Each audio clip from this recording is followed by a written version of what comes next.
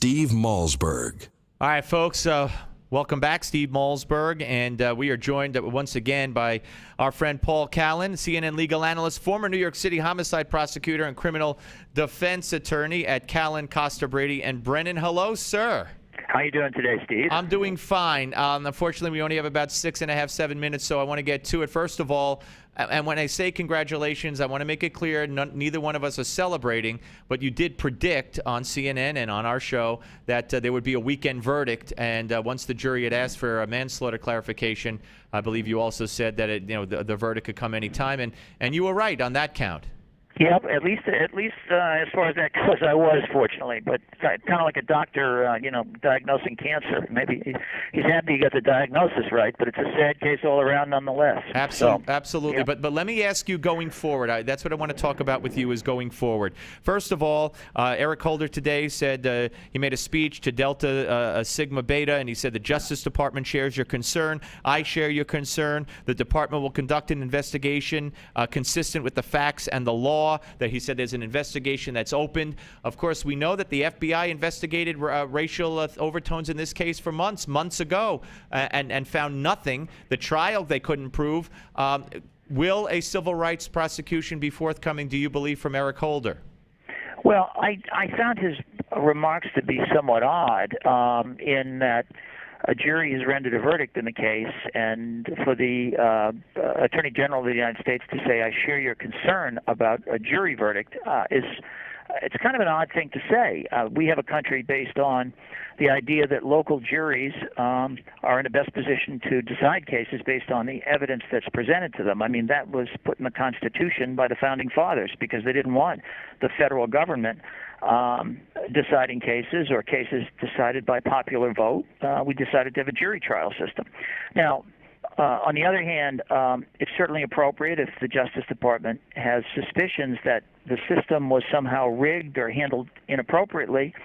It's perfectly proper for them to do an investigation, but I haven't seen any evidence of that. The FBI was actively investigating this case in conjunction with local prosecutors. I saw one account indicating that they had interviewed huge numbers of people in advance of the trial, and you can be sure they would have turned anything over to local prosecutors if they thought it was helpful to the prosecution. With regard to any proof of racism or racial motivation or racial hatred, which is the elevated bar that the Justice Department would have to have proof of before bringing a case, correct?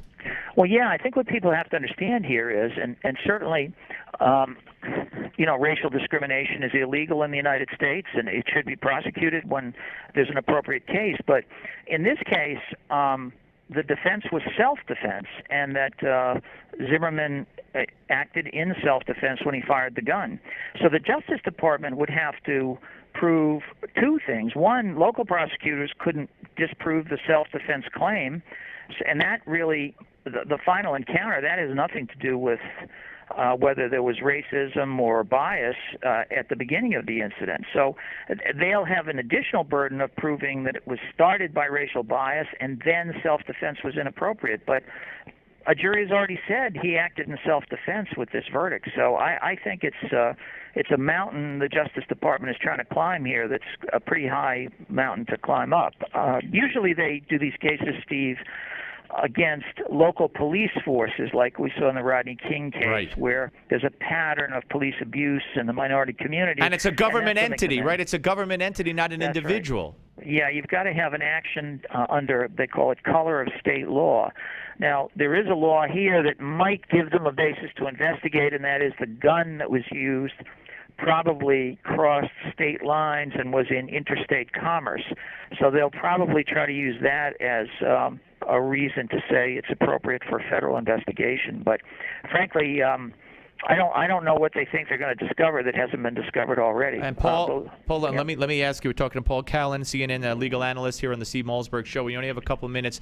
I just spoke to Alan Dershowitz, your friend, and I asked him about Angela Corey, and I don't know if you heard this yet, but Angela Corey's on Headline News. It's going to be aired tonight. CNN's been airing it throughout the day, little snippets of it, because they're the same company. And they did word association, and the host says to Angela Corey, George Zimmerman. She paused for about 15, 16 seconds and says, murderer.